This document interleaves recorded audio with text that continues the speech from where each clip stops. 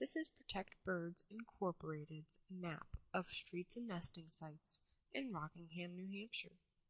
I'll use some of Python's ArcGIS functionality to relabel the nesting sites and add 500, 1,000, and 2,000 foot proximity buffers to the map document to assist with their analysis. I'll start with the nesting site labels. They're a little difficult to read, so I'll convert the labels from lowercase to uppercase. Labels are the values inside of a specific attribute field. In this case, the labels are the values inside of the species attribute field. To change these labels in the map document, without changing the attribute field values, I'll go to the Layers property and choose the Labels tab. Here I can alter how a label is displayed in terms of its size, font, and color. Like other layer properties, the label changes are not permanent and will only occur in this map document. Notice that there aren't any options here to change the label's capitalization. For this extended functionality, I'll need to write a label expression. I'll click Expression to open the Label Expression dialog. A label expression allows you to write code in a designated scripting or programming language that will change how the label is displayed. I'll set the language or parser to Python and then take a look at the expression. The current label expression has the species field, which tells ArcGIS to label this layer using the values of the species attribute field. Think of the species field as a variable, which represents each of the string values in the species attribute field. Since this variable represents strings, I can use a Python string method to change how the string is displayed. In particular, I'll use the upper string method, which will take each character in the string and uppercase it.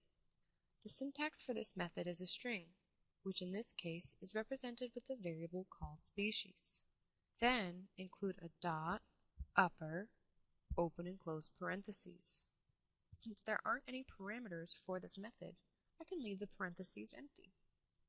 I'll click Verify to preview the updated labels. And since I'm happy with these changes, I'll click OK to close the expression verification window and label expression window. Then I'll click OK again to update the labels. Now the labels are easier to read. My next step is to create proximity buffers. Since I need to create several buffers, I'll use Python to automate this task. I've set up a script that has created a list of 3 buffering distances. I want to run the buffer tool for each distance, but I'm not too familiar with the syntax for the arcpy-buffer function, so I'll use a Python snippet. A Python snippet is Python code that has been translated from an ArcGIS tool. To use a Python snippet, my first step is to run the tool. I'll open ArcToolbox, navigate to the Buffer tool, and open it. Next, I'll complete its parameters. The input features will be the streets layer. This output feature class will be the first buffer, 500 feet. So I'll click Browse, and in my New Hampshire geodatabase, name the feature class Buff 500, and then add 500 for the distance of the buffer. I'll keep the rest of the defaults, and then click OK. Once the buffering tool successfully completes, I'll navigate to Geoprocessing and choose Results. I'll expand Current Session, right-click on Buffer, and then choose Copy as Python Snippet. I'll go back to my script and then paste the snippet. This line of code is fairly long, so I'll change the text size of the script to see the full line of code. To do this, I'll go to View and choose Options. The Python Win Options dialog box is where I can change a number of display options. To change the text size, I'll click the Format tab and then the Define button next to the fixed width. I'll change the size to 9 and click OK to close the dialogs. Now I can see the full line of code.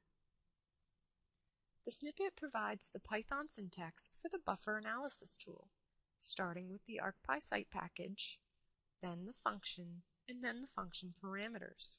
Note that the function parameters match the tool parameters: input features, output feature class, distance, and then the defaults. Any optional parameters that I left empty have been designated with a pound sign. The comments above the syntax point out that I used a map layer, streets, when running the tool. To run this buffer function outside of arcmap, I would need to replace the map layer in the input features parameter with the full path of the streets feature class. Since I'm going to run the script in this map document, which contains the streets map layer, I can keep the map layer parameter as is. I'll remove these comments and indent the buffer function to ensure that it will occur for each buffering distance. Let's take a closer look at the other parameters, in particular, the output feature class and buffer distance. I have a variable for each buffer distance, buff, which I want to add for the buffer function. I can add this variable into the distance parameter, and it will loop through each item in the buff list and use the item's value for this parameter. In this case, 500 feet, 1,000 feet, and 2,000 feet. Since I've already created a 500-foot buffer, I can remove this list item and also the variable. I still have one other parameter to edit in the buffer tool, the output feature class. Since I'm creating two buffers, I'll need two outputs, each with a unique name. To do this, I'll change the output feature class name, the last component of the path, using a concatenation. I'll concatenate the path and feature class called buff with the string value of each buffer item in the buff list. This will create two feature classes, buff 1000 and buff 2000. If I were to run this script outside of arcmap, I would not only have to change the input feature parameter, but I would also have to import the arcpy site package. Since I'm running the script in arcmap, the site package is already available, so I can save and close the script. To run the script in my map document, I'll open my arcmap Python window and load the script. When I run the script, I'll be able to see the buffer layers dynamically added to the map document. And if I open my New Hampshire geodatabase, in the catalog window, the new feature classes will appear. Once the map is reformatted, it will be ready for Protect Birds Incorporated to continue with their analysis.